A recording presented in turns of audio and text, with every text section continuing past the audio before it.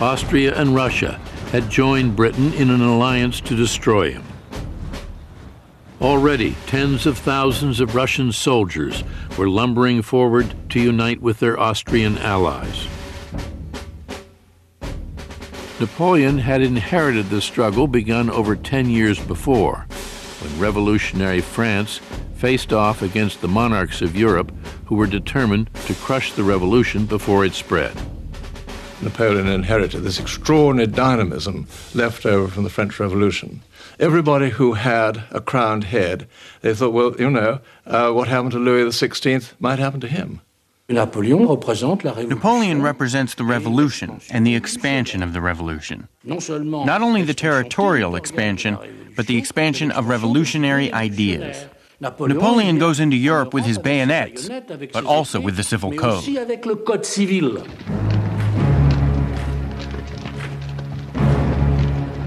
Restless after long months of waiting, his soldiers were eager to fight. They were superbly disciplined, hardened veterans of the wars in Italy and the Rhineland. Napoleon called them La Grande Armée, the Great Army. They were the most feared men on the continent. They could begin marching well before dawn, and with little rest continue until nightfall. The emperor has discovered a new way of waging war, one soldier said. He makes use of our legs instead of our bayonets. Imagine yourself carrying between 40 and 60 pounds of rations and musket and cartridges. Most of them were farmers' boys. Grown up used to misery and walking and working from day to night. And these men would march something like 30 miles in a day. They'd march for 4 hours and stop, and then march another 3 or 4 hours and then stop again. And they would forage as they went. I mean, they wouldn't have to worry about these big supply trains behind them.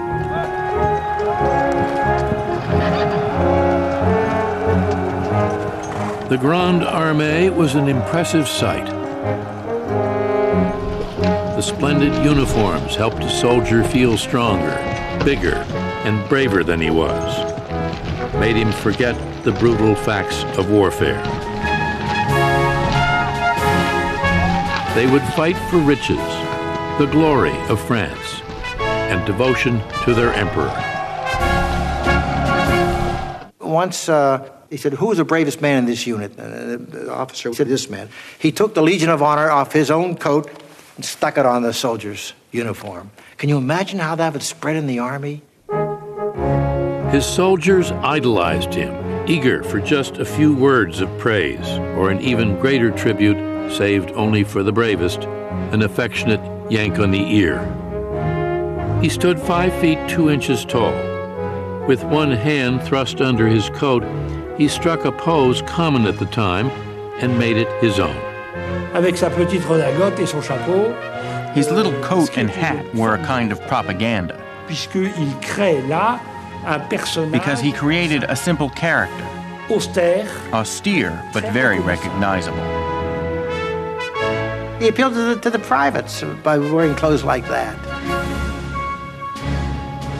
Here is a man who dresses like we do, like the soldier does, not like the generals and the marshals, but like us. Napoleon drove his men hard, but he drove no one harder than himself. He could ride for 10 hours at a stretch, often eating lunch on horseback. He slept in a tent or under the stars, lying down on his camp bed at 8 and rising after only a few hours' sleep, to spend the rest of the night studying reports and issuing orders. He still found time to write Josephine, reminding her of his love and showering her with kisses everywhere.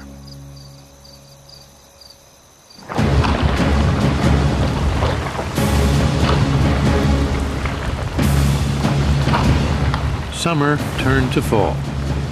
Napoleon's soldiers marched deeper and deeper into Europe.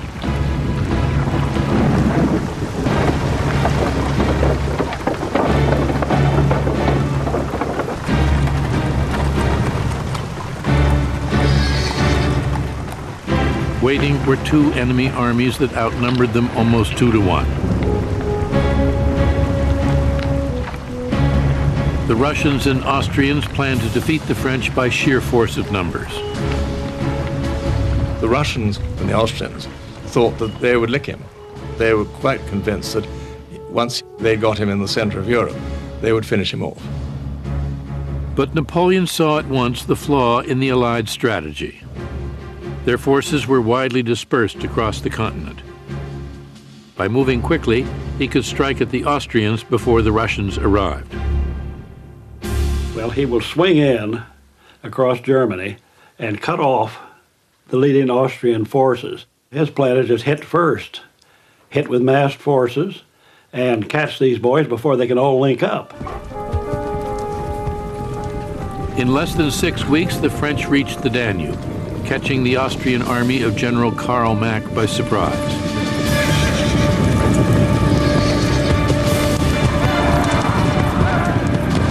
While his enemy wavered, Napoleon struck the decisive blow.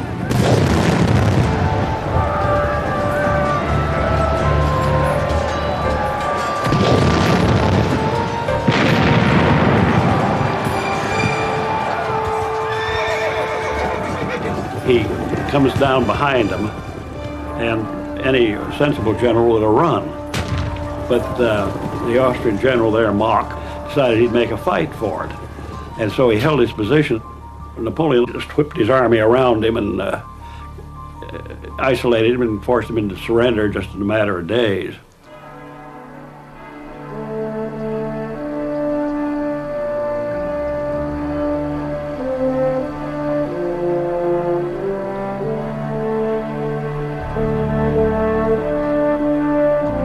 "27,000 men surrendered. Mack had lost almost his entire army. "I did not intend to fight any but the English," Napoleon told the defeated Austrian general, "until your master came along and provoked me. All empires come to an end."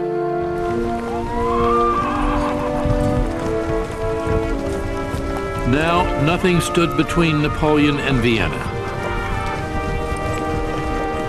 "I have been rather overdone, my good Josephine. 8 days spent in soaking rain and with cold feet have told on me a little. But I have accomplished my object. I have destroyed the Austrian army by simply marching." Napoleon, having moved at this great speed, 200,000 men marching 500 miles in 40 days.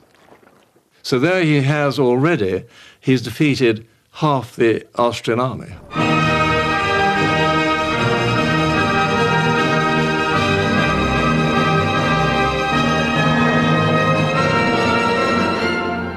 On November 14th, Napoleon led his soldiers into Vienna, capital of the ancient Austrian Empire. The Emperor Francis I had fled, leaving his palaces and gardens to the enemy. As Bonaparte triumphantly paraded through the winding streets, he portrayed himself as the representative of the French Revolution, a symbol of freedom and enlightenment. But many who had once worshipped him had by now changed their minds, including Ludwig Beethoven. When Napoleon decided to make himself emperor,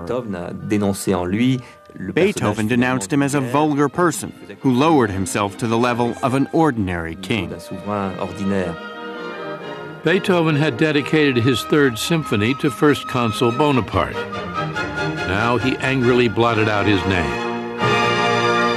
Emperor Napoleon, he said, is nothing more than an ordinary mortal.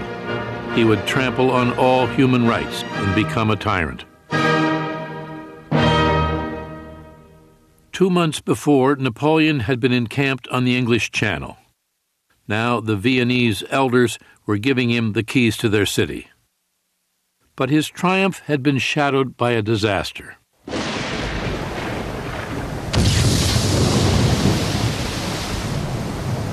On October 21st, British Admiral Horatio Nelson had caught a French fleet at Trafalgar and utterly destroyed it at the cost of his own life. Great Britain had lost its greatest sailor. But never again would the French challenge the might of the British Navy. Napoleon no longer had a fleet he could count on, and now in December 1805, the Grand Army itself was in danger. Although Napoleon had crippled the Austrian army and driven the emperor from Vienna, his conquest threatened to become his undoing. It is winter, it is December, it is cold, he's surrounded by a hostile population. The Russians are coming to help the Austrians. His troops are dwindling in number and in supplies. He was almost 1,000 miles from Paris. All of Europe had become a deadly trap. He was deep in the center of the continent. Prussia was now threatening to declare war. And on November 22nd, the Russian and Austrian armies finally united in a single fighting force. 90,000 allies against 75,000 Frenchmen. You might say any sensible man would have stopped and perhaps done a deal with the Russians and the Austrians. He really had two choices, either to go back or go forward. Napoleon would never go back. So he thought, one more battle. As November drew to a close, Napoleon roamed the countryside, studied the battles of Frederick the Great, pored over maps. Then he pointed to a spot not far from the little village of Austerlitz. It was a hilly field bounded by woods, marshy ponds, and small towns. Here he would make his stand. Looking it over, the emperor told his marshals, "Gentlemen, examine this ground carefully. It is going to be a battlefield. You will have a part to play upon it." 70,000 Russian soldiers would have a part to play too. Commanded by the Tsar himself, Alexander I. Just 28, he was eager, one of his aides said, to experience and win a battle, to cover himself with glory by defeating the invincible Corsican upstart. Vain, inexperienced, the young Tsar was an easy target for one of the greatest strategists who ever lived. Napoleon was outnumbered, but if he could control the battlefield, make the Tsar attack him when and where and how he wanted, he had a chance to carry the day. The battlefield at Austerlitz was dominated by a gently sloping hill, the Pratzen Heights. "If I wanted to stop the enemy," Napoleon said, "it is there that I should post myself. But that would lead only to an ordinary battle, and I want decisive success." Napoleon's army controlled the heights, but he would now sacrifice his commanding position in a daring gambit to lure the Russians to attack his right flank. With a thin line of soldiers on his right, he ordered his men to abandon the heights and watched as enemy forces occupied it. Napoleon knew his man. The Tsar called a council of war and argued for an immediate attack. The Russian General Mikhail Kutuzov objected. Blind in one eye from a battle wound, the hard-drinking veteran was contemptuous of his Austrian allies and wary of Napoleon. Kutuzov tried to calm the Tsar's fervor. He sensed the trap.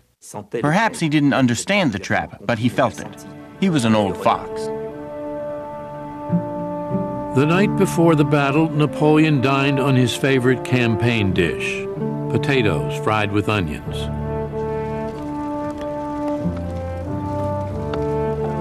All across the French camp, his soldiers settled into their evening chores.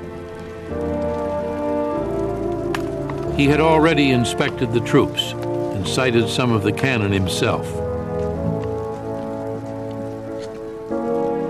He appeared a model of optimism and confidence. As he rode past his men, they shouted, "Long live the Emperor," and waved flaming torches. The camp blazed with light.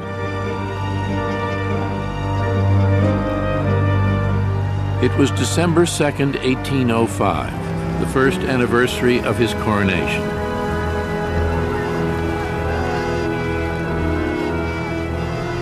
Napoleon told an aide, "This is the finest evening of my life." Daybreak came with an impenetrable fog. The top of the Pratzen Heights floated like an island above the sea of mist.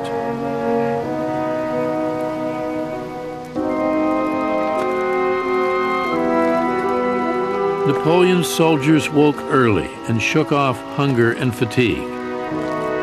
Each man preparing for a fight he knew might be his last. The main killer was probably the artillery. You were just blown apart, ripped apart, or had a neat hole put through you. Coming in close, when it did get to bayonet fighting, why, it was usually pretty deadly, more killed than wounded. And there was then, of course, the infantry musket, the heavy lead slugs. Those really smashed and tore. Modern rifle bullet punches a neat hole, but these things just ripped, and they shatter bones and take out whole sections of the flesh.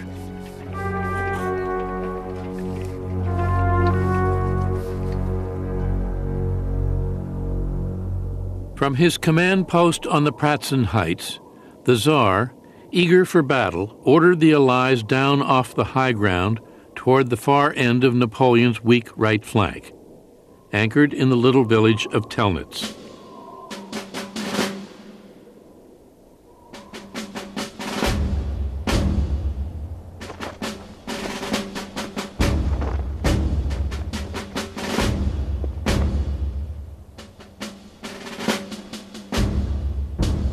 Napoleon had a surprise waiting for them. 2 divisions of soldiers he had summoned from Vienna. They had covered the 70 miles in only 2 days. Napoleon had put reinforcements where they were least expected, and faster than anyone thought possible.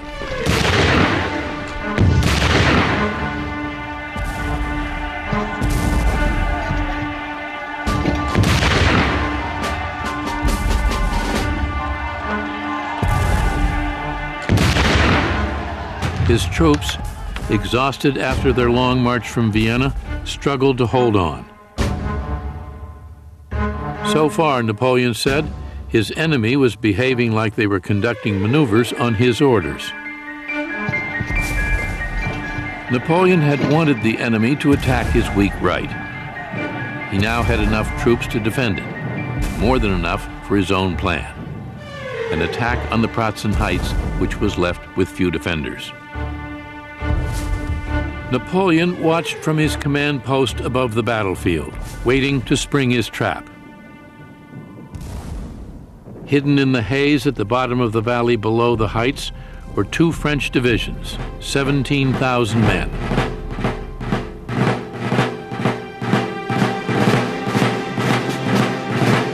Napoleon gave the order to advance.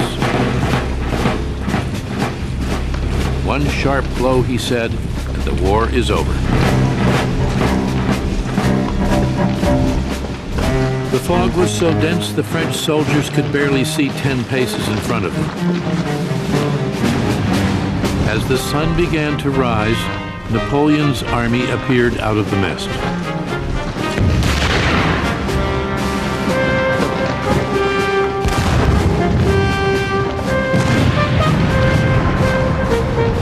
On the top of the Pratzen, the Tsar watched the French materialize out of the valley. "They come out of a clear sky," he told an aide. "Your Majesty," his aide replied, "you should rather say they come from hell."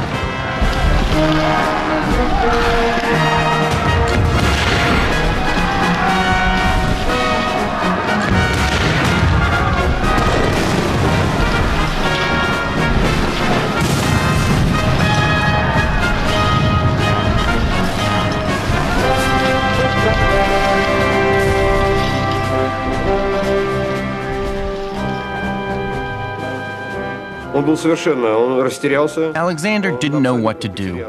He was at an absolute loss. From that moment on, he completely lost control of his army. After the panic on the heights, he no longer participated in the battle.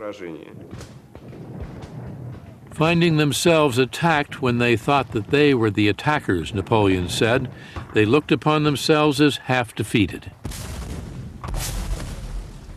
By 9:30, the French controlled the Pratzen Heights, demolishing the center of the Allied position. Napoleon swept across the battlefield and attacked the Allies from behind. By 5 o'clock, Austerlitz was silent.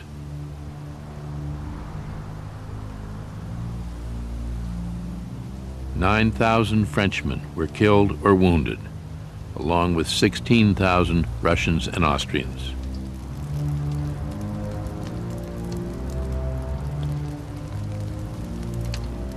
The Tsar and his army retreated. But the Austrian Emperor himself, Francis I, came to sue for peace from the little Corsican artillery lieutenant who had made himself an emperor only 1 year before. "A battle was fought today," Francis wrote his wife, "which did not turn out very well." Napoleon wrote Josephine, "I have defeated the Russian and Austrian army commanded by the two emperors. I am a little tired. I embrace you." Austerlitz had raised Napoleon's star to new heights. He had won his greatest victory, the victory of which he would always be the proudest. "Soldiers," he said, "I am pleased with you. You have decorated your eagles with an immortal glory. You will be greeted with joy, and it will be enough for you to say, 'I was at the Battle of Austerlitz,' for people to reply, 'There goes a brave man.'"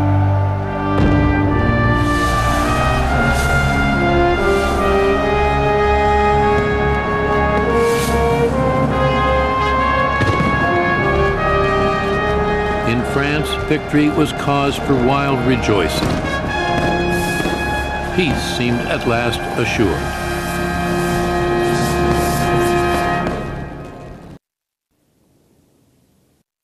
Six months later, Napoleon was still deep in Europe, preparing for war again. Among the established sovereigns, he said, war aims never go beyond possession of a province or a fortress. With me, the stake is always my existence, and that of the whole empire. Conquest alone made me what I am. Conquest alone can keep me there. Alarmed by France's growing power, now the Prussians challenged him. Napoleon made short work of them.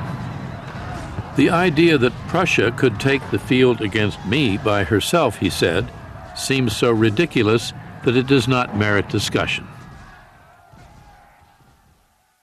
In less than 3 weeks, he brought the Prussians to their knees, taking 140,000 prisoners, leaving 25,000 dead or wounded. The might of the Prussian army had been entirely crushed.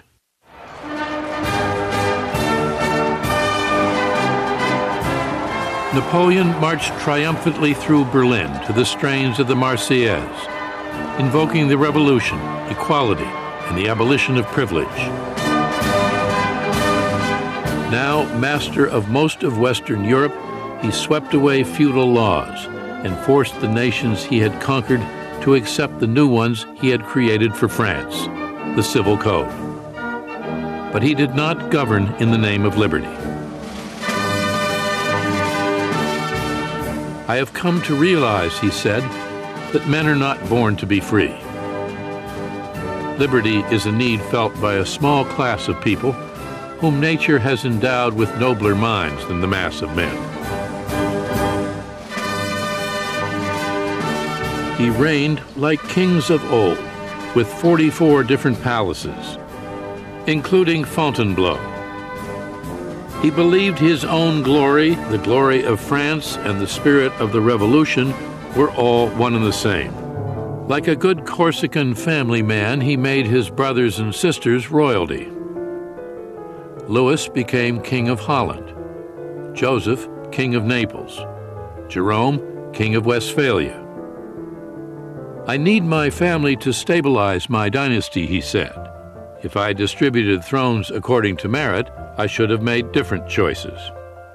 He made Sister Caroline a queen, Pauline a princess, Elisa a duchess.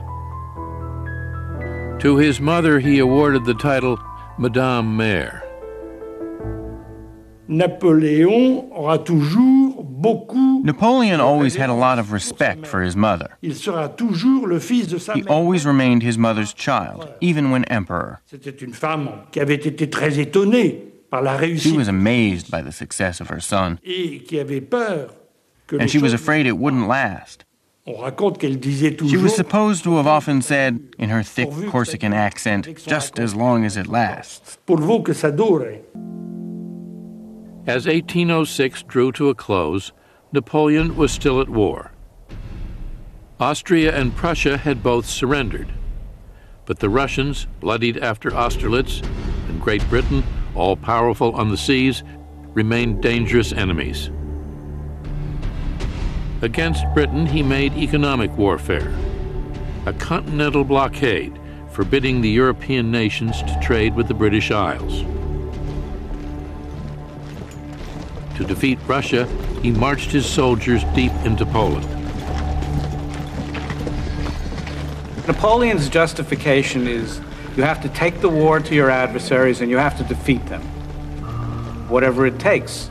So going out to the far reaches of Poland, if that's what it takes to get the Russians to capitulate, that's what he's going to do.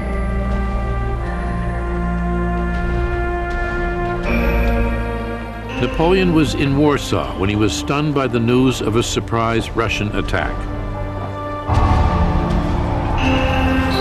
He struck back at once, first at Eylau, just 130 miles from the Russian border.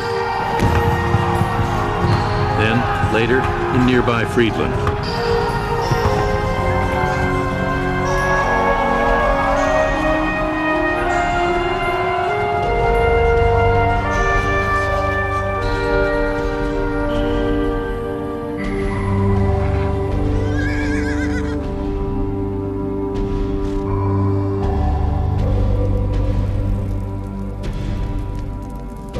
The carnage in both battles was terrible.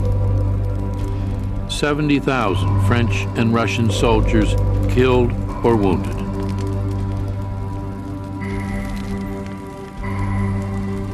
It is not combat anymore, a Russian general wrote the Tsar. It is butchery. Napoleon's army was torn and bloody. The Tsar's army was in ruins. Alexander puzzled over what to do next. When Alexander I was thinking about what to do after the Battle of Friedland, his brother Constantine said, "Sire, if you are considering fighting the French, you might as well give each soldier a gun and let him put a bullet in his head. The result will be the same." On June 25, 1807, Alexander traveled to Tilsit on the western border of the Russian Empire to discuss peace with the Emperor of France. To signify their equal status, they met on a raft moored precisely in the center of the Niemen River, the boundary between Russia and Europe. When the Tsar met Napoleon, he had one goal in mind: to find a peaceful solution that would benefit him. And the first thing he said to Napoleon in French was, "Sir, I hate the English as much as you do." And Napoleon said, "Then we have made peace."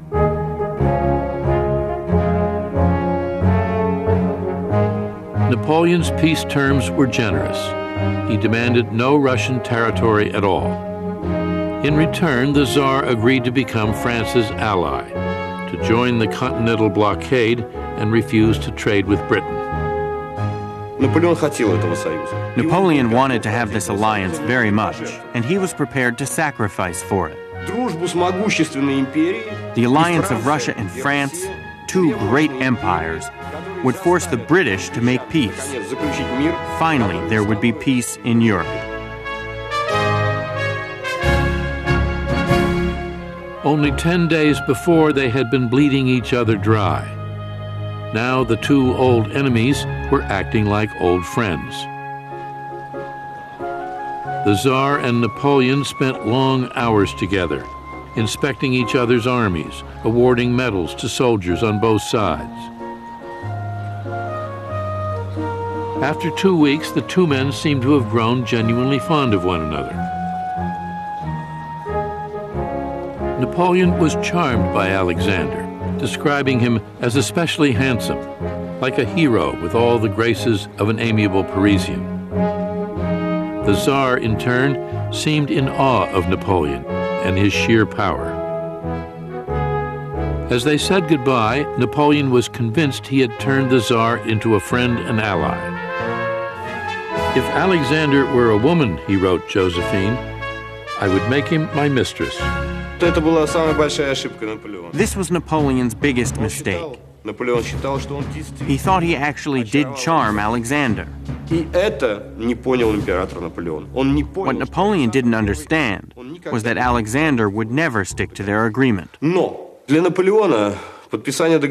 for Napoleon, the Tilsit peace seemed to be his finest moment, for him and for his empire. He came back to Paris in July 1807 to a huge celebration.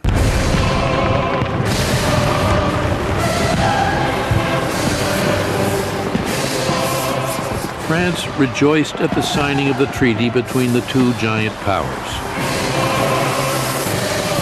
Once again, peace in Europe seemed secure.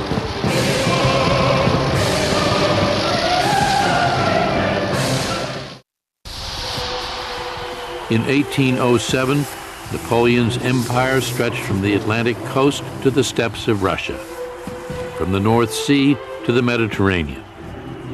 He ruled over 70 million people, French, Italians, Dutch, Germans, Poles.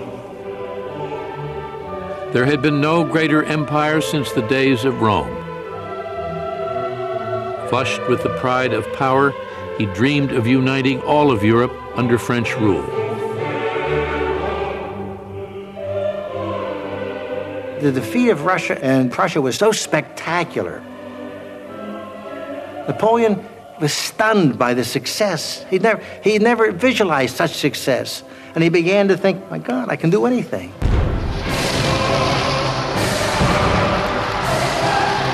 His rising star had reached its zenith.